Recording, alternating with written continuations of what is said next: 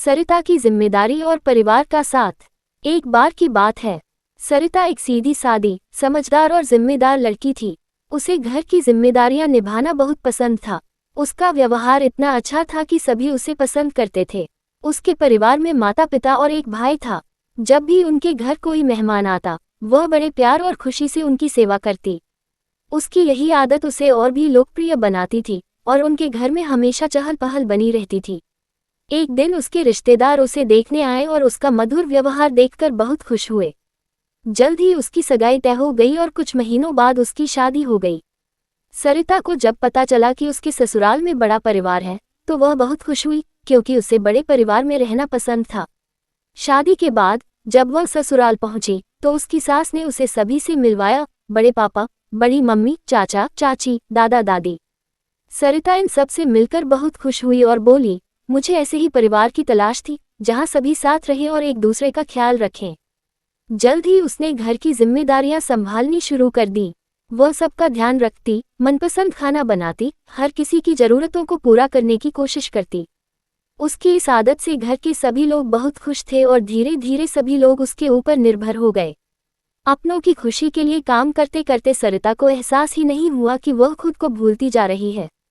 ज्यादा काम करने के कारण उसे कभी सिर दर्द, कभी कमर दर्द होने लगा। लेकिन वह किसी से कुछ नहीं कहती और बस दर्द की दवा लेकर फिर से काम में जुट जाती। धीरे धीरे उसकी यह आदत बन गई।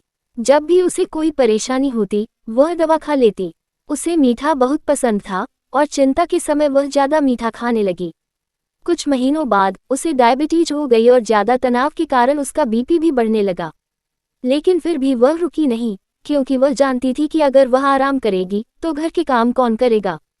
समय बीतता गया और कुछ ही सालों में सरिता की तबीयत बहुत बिगड़ गई। जब परिवार वाले उसे डॉक्टर के पास लेकर गए, तो डॉक्टर ने उसकी दवाइयां देखकर चौंकते हुए कहा, आप इतनी सारी दवाइयां बिना डॉक्टर की सलाह के क्यों खा रही हैं? यह आपके शरीर के लिए बहुत नुकसानदायक है। अगर आप इसी तरह जारी रखेंगी तो गंभीर बीमारियां हो सकती हैं। ये सुनकर परिवार वाले हैरान रह गए। वे सोच भी नहीं सकते थे कि सरिता इतने दर्द और तकलीफ से गुजर रही थी। तब सरिता ने कहा, मैंने ये सब इसलिए किया क्योंकि आप सभी मेरे ऊपर निर्भर थे। मैं नहीं चाहती थी कि मेरे कारण किसी को परेशानी हो, इसलिए जब भी मुझे कोई तकलीफ होती, मैं बस दवा खा लेती और फिर से काम में लग जाती। सरिता की बात सुनकर सभी की आंखों में आंसू आ गए। उसकी सास ने उसका हाथ पकड़कर कहा, बेटा, हमें माफ कर दो। हमने कभी नहीं सोचा था कि हमारी खुशी के लिए तुम अपनी सेहत दांव पर लगा रही हो। अब से हम सब मिलकर घर का काम करेंगे और तुम्हें भी आराम देंगे। डॉक्टर ने भी समझाया कि एक ही इंसान पर सारी जिम्मेदारी डालना ठीक नहीं है। परिवार का मतलब यही होता है कि सभी मिलकर एक दूसरे की मदद करें। इसके बाद से परिवार के सभी लोगों ने अपने अपने काम खुद करना शुरू कर दिया। सरिता को अब ज्यादा आराम मिलने लगा और धीरे धीरे उसकी सेहत में सुधार आने लगा।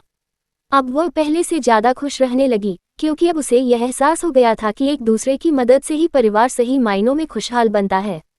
शिक्षा। परिवार की जिम्मेदारी निभाना अच्छा है, लेकिन अपनी सेहत की अनदेखी करके नहीं। परिवार को भी समझना चाहिए कि जिम्मेदारियां मिलकर निभाने से ही असली खुशहाली आती है।